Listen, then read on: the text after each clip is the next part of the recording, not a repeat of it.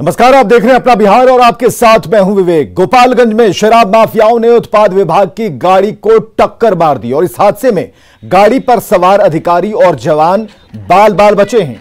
टक्कर मारकर भाग रही तस्करों की स्कॉर्पियो रास्ते में पलट गई, जिसमें भारी मात्रा में शराब रखी हुई थी। घटना विशंभरपुर थाना क्षेत्र के सिपारा रोड की बताई जा रही है।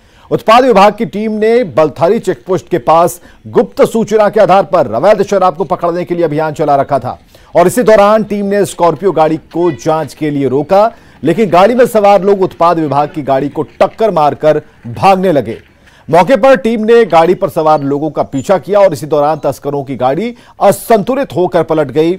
उत्पाद विभाग ने शराब समेत गाड़ी को जब्त किया, हालांकि तस्कर मौके से फरार बताए जा रहे हैं। पुलिस ने गाड़ी मालिक के खिलाफ प्राथमिकी दर्ज करा ली है और मामले की जांच में जुट गई है।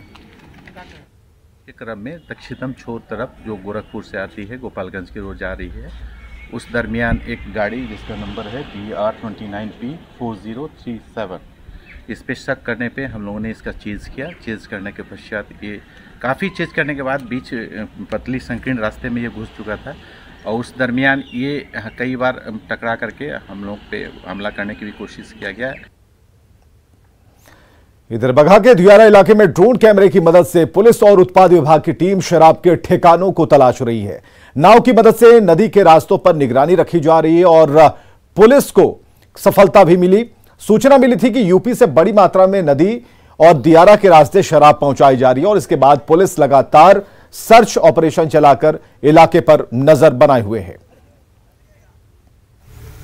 से हम लोग ड्रोन के माध्यम से सर्च अभियान चलाया। इस दौरान यहाँ नदी दियारा क्षेत्र में कोई उत्पाद पदार्थ ड्रोन के माध्यम से नहीं दिखाई दिया या संकेत नहीं मिला। बिहार के किसान ओलावृष्टि के बाद अब जानवरों से परेशान है। दानापुर के मसौड़े स्थित हरवंशपुर और उस्मानपुर गांव के किसानों को नीलगाय से परेशानी हो रही है।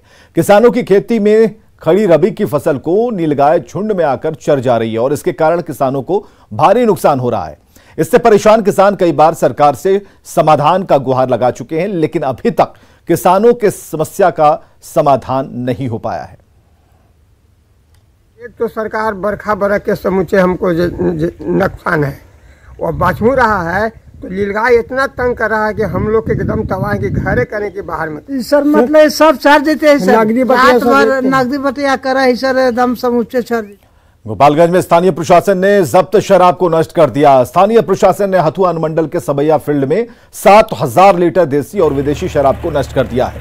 तस्करों की ओर से जब्त शराब को मजिस्ट्रेट की मौजूदगी में नष्ट किया गया। प्रशासन की तरफ से की गई कार्रवाई की वीडियो रिकॉर्डिंग भी की गई। स्थानीय अधिकारियों के मुताबिक जब्त शराब को नष्ट करने की कार्रवाई कोर्ट के आदेश पर की गई।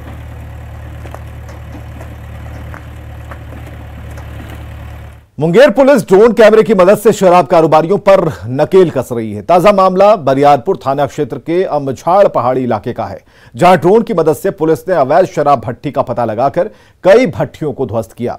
साथ ही 1200 केजी फुला हुआ बहुआ जावा को भी नष्ट किया है।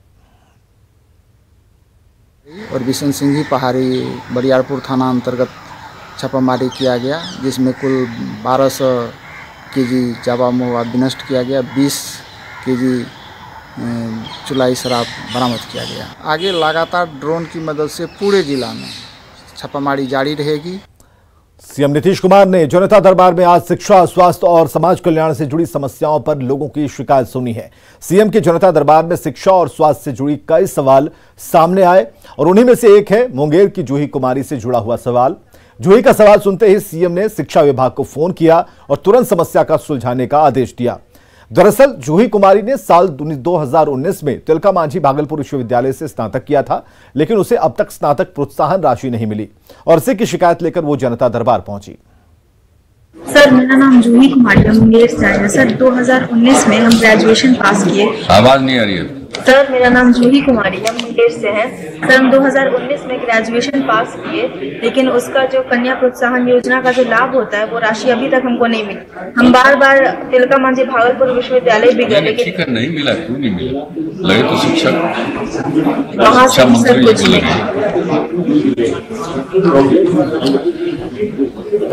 हेलो, अरे मुंगेर से लड़की आई है, 19 में मैट्रिक पास की थी, ग्रेजुएशन। तुम समझ लो स्नातक प्रोत्साहन योजना है, तो उसका लाभ अभी तक इसको दिखवा लीजिए। तो मधुबनी में 3 साल की बच्ची की संदिग्ध हालत में शव मिलने से हड़कंप मच गया। मासूम की गला रेतकर बेरहमी से हत्या की गई है। दिल दहलाने वाली यह घटना रहिका थाना के मार्डर गांव की है। मृतक बच्ची की बुआ पर हत्या का आरोप लगा है। पुलिस फिलहाल शक के आधार पर 2 महिलाओं को हिरासत में लेकर पूछताछ कर रही है। अभी तक हत्या की वजहों का पता नहीं चल पाया और पुलिस की तहकीकात जारी है। बच्ची का सर कविता देवी ने गले दबा के मार दिया है। कविता देवी, अंजू देवी, ललित पासवान, अजय पासवान, सुप्रीता सिंह, वैशाखी पासवान। सूचना मिला हमको करीब 8 बजे 7-8 बजे कि एक 3 वर्षीय बच्ची के लापता है, जिसको मार करके हत्या करके टंक में छिपा दिया है। इस पर हम लोग त्वरित कार्रवाई करते हुए ग्राम मारर पहुंचे और बच्ची को अपने कब्जे में लेकर के उसके घर के 2 प्राथमिकी को गिरफ्तार किए। श्वेत क्रांति के सपनों को साकार करने के लिए सरकार की ओर से कई योजनाएं चलाई जा रही हैं। किसानों की तर्ज पर अब पशुपालकों को बिना किसी गारंटी के 1.5 लाख रुपए तक केसीसी योजना से लाभ दिया जा रहा है। लेकिन दूसरी तरफ भागलपुर तिलका मांझी पशुपालन विभाग परिसर में बने मवेशी अस्पताल में पशु चिकित्सा के नाम पर पशुपालकों को लूटा जा रहा है। यहाँ के डॉक्टर सैंपल वाली दवा बेचते हैं और इतना ही नहीं, डॉक्टर साहब पशुपालकों को पुर्जे पर दवाई लिखने के बाद अपने चेंबर से ही पैसे लेकर दवाई देते हैं। ये हम नहीं कह रहे, बल्कि पशु का इलाज करवाने आए लोग और डॉक्टर साहब खुद कह रहे हैं कि अस्पताल में मेडिकल संचालक दवाई बेचते हैं।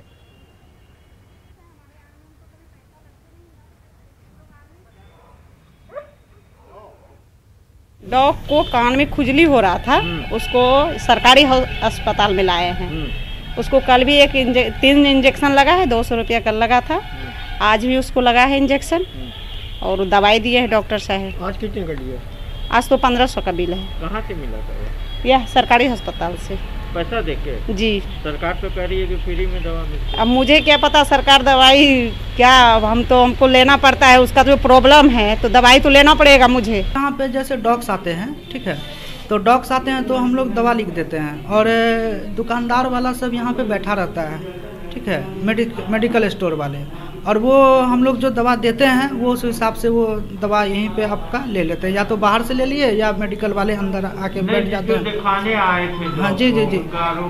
आपने पैसा लिया? जी जी जी जी नहीं सर। हाँ नहीं, ऐसा बात नहीं है सर। यहाँ पे होता क्या है कि दवा वाले जो रहते हैं वो बोल देते हैं कि सर अगर कोई दवा है तो आप उनको दे दीजिए।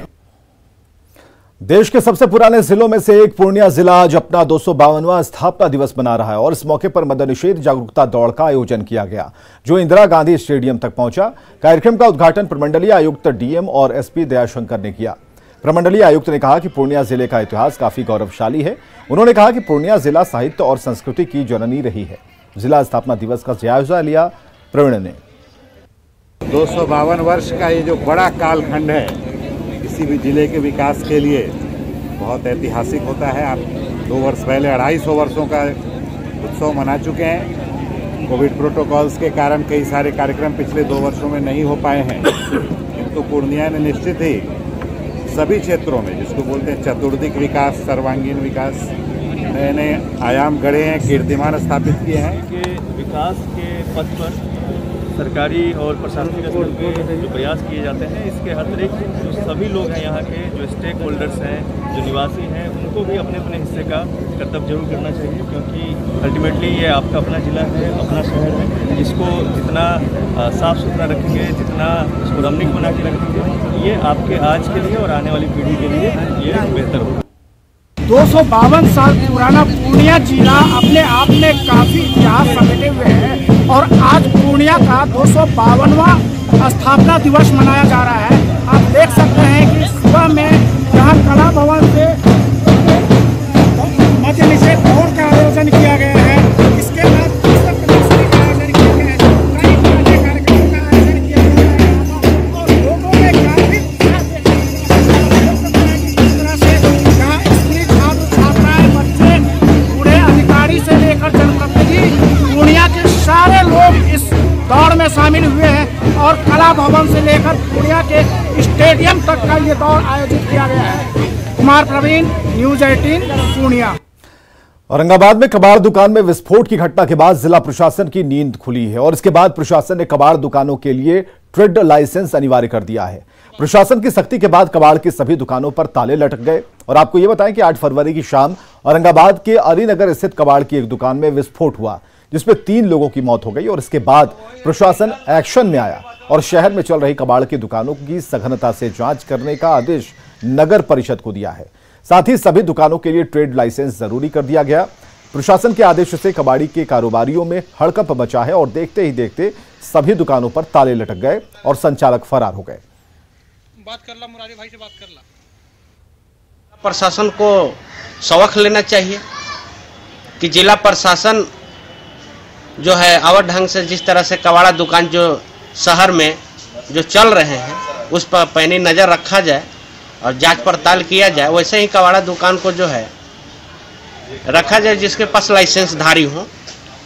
नहीं तो आने वाला दिन में जो है घटना जो है जिस प्रकार से घट रहा है कहीं कुछ हो सकता है। जिले में जितनी भी दुकान है सभी को एक ट्रेड लाइसेंस लेना होता है नगर परिषद से। जिन लोगों ने नहीं लिया है उस पर हम लोगों ने बोला नगर परिषद से उनको हर साल उसको रिन्यूअल भी कराना है, वो लोग ले लें और ताकि वो हमारे रिकॉर्ड में रहे। कोरोना की रफ्तार में कमी के बाद आज से कोरोना की तमाम पाबंदियां खत्म हो गईं। सरकार के आदेश के बाद सभी शिक्षण, प्रशिक्षण और कोचिंग संस्थान खुल गए। इससे शिक्षकों और छात्रों में उत्साह है। जानकारी दे रहे हैं हमारे सहयोगी Sanjay Kumar. Crisis management group के फैसले के अनुसार अब आज से शैक्षणिक गतिविधियां सामान्य रूप से संचालित होंगी। क्राइसिस मैनेजमेंट ग्रुप ने जो फैसला लिया है उसके अनुसार स्कूल, कॉलेज, यूनिवर्सिटीज में जो कक्षाएं होंगी अब छात्रों की 100% उपस्थिति के साथ होंगी। और यह तस्वीर है पटना के एक स्कूल की जहां पर अब 100% छात्र जो है वह पहुंचने लगे हैं। जाहिर सी बात है जिस तरीके से कोरोना का संक्रमण कम हुआ है ऐसे में छात्रों के हित में यह फैसला लिया गया है। हालांकि क्राइसिस मैनेजमेंट ग्रुप ने यह भी कहा है कि अगर ऑनलाइन क्लासेज होते हैं तो यह भी अच्छी बात है छात्रों के हित में, लेकिन ज़्यादातर छात्र चाहते थे कि क्लास जो है ऑफलाइन हो। और निश्चित तौर पर अब जो अभिभावक हैं उनकी जो लंबे अरसे से मांग थी वो भी पूरी हो गई है। अब छात्र 100% उपस्थिति के साथ स्कूलों में पहुंचने लगे हैं और तस्वीरों में देख रहे होंगे जो छात्र हैं उन्होंने सभी ने यहाँ पर मास्क पहना हुआ है और सोशल डिस्टेंसिंग है, तमाम जो चीज़ें हैं उसका अनुपालन सुनिश्चित करना स्कूल के लिए अनिवार्य किया गया है। देखना होगा कि अब जिस तरीके से सामान्य रूप से ये कक्षाएं संचालित हो रही हैं, जो परीक्षाएं हैं, अब चूंकि परीक्षा का ये सीज़न है तो जो विद्यार्थी हैं उनकी जो परीक्षाएं हैं वह भी अब ऑफलाइन ही हो सकती है, इस बात की ज़्यादा संभावना है। अब आज से कक्षा जो है 100% छात्र पहुँचेंगे स्कूल में तो सामान्य रूप से संचालित होगा अब क्लास। इसका सामान्य रूप से संचालित इंटरनेट है अब हो गया, आज से 100% आएंगे। नहीं 100% नहीं, अभी बहुत लोगों को इस बात की जानकारी दिया गया है कि इंटरनेट चलेगा। अभी बहुत लोगों को नहीं है इस बात की जानकारी, लेकिन चलिए अब शैक्षणिक गतिविधियां संचालित होंगी सामान्य रूप से, यही बहुत बड़ी बात है। कैमरा पर्सन अजय दुबे के साथ संजय कुमार, न्यूज 18 पटना। पटना में बिहार विद्यालय परीक्षा समिति कार्यालय पर STET के अभ्यर्थियों ने धरना प्रदर्शन और हंगामा किया और इन अभ्यर्थियों का कहना है कि STET परीक्षा पास करने के बाद भी सर्टिफिकेट नहीं मिला। लगातार अधिकारियों से गुहार लगाने के बाद भी सर्टिफिकेट नहीं दिया जा रहा और इधर हंगामा की सूचना पर पुलिस मौके पर पहुंची, छात्रों को समझाने की कोशिश की।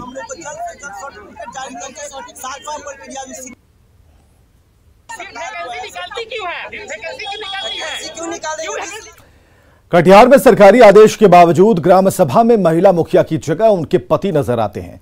अहमदाबाद प्रखंड की ऐसी ही तस्वीर सामने आई है जहां प्रखंड में विकास को लेकर ग्राम सभा की बैठक आयोजित हुई, जहां मुखिया की जगह उनके पति, भाई या फिर उनके प्रतिनिधि के रूप में कोई पुरुष सदस्य उपस्थित था। जब अधिकारी से सवाल पूछा गया तो उनके पास जवाब नहीं था।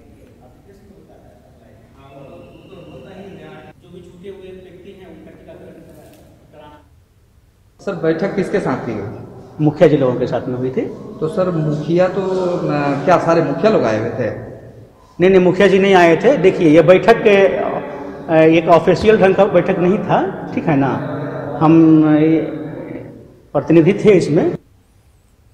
क्राइसिस मैनेजमेंट ग्रुप के फैसले के बाद आज से बिहार में कोरोना को लेकर लगाई गई सारी पाबंदियां खत्म हो गई और आज से विद्यालयों में छात्रों की 100% उपस्थिति के साथ कक्षाएं संचालित हो रही हैं, जबकि सिनेमा हॉल और रेस्टोरेंट में 100% उपस्थिति रह सकती है और सारी गतिविधियां सामान्य रूप से चलेंगी। अधिक जानकारी दे रहे हैं हमारे सहयोगी संजय कुमार। बिहार में कोरोना का संक्रमण दर काफी कम हुआ है और अब ऐसे में क्राइसिस मैनेजमेंट ग्रुप के फैसले के अनुसार आज से कई पाबंदियां हटा ली गई हैं। जो पाबंदियां हटाई गई हैं उसके बाद से सबसे ज़्यादा फर्क जो शैक्षणिक गतिविधियां हैं उस पर पड़ा है और अब स्कूलों में छात्रों की 100% उपस्थिति होगी, कॉलेजों में भी 100% छात्रों की उपस्थिति के साथ क्लासेज जो है वो आयोजित किए जाएंगे। इसके अलावा अब जो उद्यान है, पार्क हैं, संजय गांधी जैविक उद्यान हो या जू कहीं भी हो, तो वह सुबह से लेकर शाम तक खुला रहेगा। पहले सुबह 6 बजे से 2 बजे तक ही खुला रहता था। इसके अलावा जो सिनेमा हॉल है वहां अब 50% नहीं, दर्शकों की 100% उपस्थिति रहेगी। इसके अलावा जो रेस्टोरेंट है वहां भी अब कस्टमर जो है 100% उपस्थिति के साथ रह सकते हैं। हालांकि यहाँ पर भी और सिनेमा हॉल में भी जो कोविड का गाइडलाइन है उसका अनुपालन करना आवश्यक किया गया है। इसके अलावा जो बाजार है वो 100% अब उपस्थिति के साथ वहाँ पर कर्मचारी से लेकर सारे स्टाफ रहेंगे। टाइम का भी अब कोई बाइंडिंग नहीं है, लेकिन वहाँ पर जो कोविड का गाइडलाइन है उसका पालन करना जरूरी है। जो स्टाफ होंगे वो वैक्सीनेटेड होंगे और अब कार्यालय भी जो 100% कर्मचारियों की उपस्थिति के अनुसार अब खुलेंगे और वहाँ पर अब दूसरे लोग भी जा सकेंगे। पहले वहाँ दूसरे लोग नहीं जा रहे थे, लेकिन अब वो जाएंगे। इस तरह का फैसला लिया गया है। यानी कुल मिलाकर अब कह सकते हैं कि जो पाबंदियां हटाई गई हैं, जो पाबंदियां खत्म की गई हैं, उसके बाद अब जो दिनचर्या है वो सामान्य होने लगेगी। हालांकि एक चीज याद दिलाना चाहूँगा, मुख्यमंत्री नीतीश कुमार ने ट्वीट भी किया और इस बात की लोगों से अपील की है कि कोरोना का संक्रमण कम जरूर हुआ है लेकिन यह पूरी तरीके से खत्म नहीं हुआ। इसलिए मास्क का हर हाल में अनुपालन करें, मास्क पहने और जो सोशल डिस्टेंसिंग है उसको बनाए रखें। तो निश्चित तौर पर जिस तरीके से हाल के दिनों में लोगों ने कोविड गाइडलाइन को लेकर जो इंस्ट्रक्शंस गवर्नमेंट की तरफ से दिए गए उसका अनुपालन किया है, वैसे में जो अपील है मुख्यमंत्री की उसको भी मानना हर एक के लिए जरूरी है। और यह भी कहा गया है क्राइसिस मैनेजमेंट ग्रुप द्वारा कि अगर लोग इसका उल्लंघन करेंगे तो निश्चित तौर पर उनके खिलाफ कानूनी कार्रवाई भी की जा सकती है। कैमरा पर्सन अजय दुबे के साथ संजय कुमार, न्यूज़ 18 पटना। भागलपुर में पुलिस की लिखित परीक्षा पास कर चुकी छात्राएं फिजिकल की तैयारी कर रही हैं। 25 फरवरी से पुलिस में भर्ती के लिए फिजिकल टेस्ट होना है और इसके लिए छात्राएं TNB कॉलेज स्टेडियम में पसीना बहा रही हैं, पीठ से टायर बांधकर दौड़ लगा रही हैं। छात्राओं का कहना है कि मुख्यमंत्री नीतीश कुमार ने महिलाओं को आगे बढ़ाने के लिए जो कदम उठाए हैं उससे उनको फायदा मिल रहा है। पुलिस का फिजिकल का तैयारी करते हैं डेली कंटिन्यू, और ताकि हम लोग ये सोच रहे हैं सब कुछ छोड़ के, पढ़ाई लिखाई छोड़ के डेली 8 घंटे तक तैयारी कर रहे हैं इसका, ताकि हम लोग इसमें क्वालिफाई कर सके। नीतीश सरकार को हम लोग धन्यवाद देना चाहते हैं कि हम लोग विशेषकर लड़कियों पे ज़्यादा ध्यान दिए हैं और हम लोग भी अपना पूरा कोशिश कर रहे हैं कि बिहार को आगे बढ़ाना। अभी लगभग कैंडिडेट 100 कैंडिडेट हैं जी, लड़का लड़की मिला के। तैयारी पूरी जोर शोर से चल रही है। समस्तीपुर में पैक्स की ओर से धान खरीद नहीं होने से नाराज किसानों ने विरोध किया। पैक्स की लापरवाही से परेशान किसानों ने रोसड़ा के वैजनाथपुर में सड़क को जाम कर दिया, जमकर नारेबाजी की। इस दौरान नाराज किसान सड़क पर ही चूल्हा जलाकर खाना बनाने लगे। किसानों के मुताबिक स्थानीय पैक्स की ओर से धान की खरीद नहीं की जा रही है, जिसके कारण उन्हें कई तरह की परेशानियों का सामना करना पड़ रहा है। इससे उन्हें आर्थिक नुकसान भी उठाना पड़ रहा है। हमारा धान का मतलब क्रय हो ही नहीं पाया, अब तो लास्ट डेट आ चुका है। क्या समस्या है, कब तक किस तरह का आंदोलन रहेगा? आंदोलन तो आज शुरू हुआ है और ये बढ़ता ही जाएगा। यदि मांगे नहीं पूरी की गई समय से तो ये तो जाहिर सी बात है, ये बढ़ेगा। हमने अभी तक किसानों को आश्वासन दिया था कि हम वरीय पदाधिकारियों के आश्वासन के आलोक में हमने सभी किसानों को ये भरोसा दिलाया था कि आखिरी दिन तक भी आपका धान कम से कम खरीद लिया जाएगा। लेकिन मेरे बार बार निवेदन के बावजूद मुझे लक्ष्य की आवंटन नहीं किया गया है, जिस कारण से धान अधिप्राप्ति का कार्य अभी तक संपन्न नहीं हो पाया। अभी तक मात्र 2100 क्विंटल धान की खरीदारी हुई है। यहाँ 185 किसान जो हैं वो खरीदारी के लिए आवेदन किए हुए हैं, जिसमें से 29 किसानों का आवेदन अभी तक स्वीकार किया गया है। कोशिश करने वालों की हार नहीं होती, इसको जहानाबाद के कुम्हवा गांव के हरेंद्र कुमार ने साबित कर दिखाया है। कभी बड़े शहरों में कुछ पैसे के लिए भटकने वाले हरेंद्र आज आत्मनिर्भर बन चुके हैं। डीएम साहब आए थे तो हमको दिए थे उद्योग विभाग से कि 25 लाख रुपया आपको एगो लोन करा देते हैं। उद्योग विभाग हमको कर भी दिया, लेकिन बैंक में जाने के बाद वो साल भर तक ऐसे पड़ल रह गया, कोई देखे वाला न सुने वाला, फिर वापस आ गया। पहले छोटे स्तर पर काम शुरू किया और जब सफलता मिली तो उत्पादन और बड़े पैमाने पर करने लगे।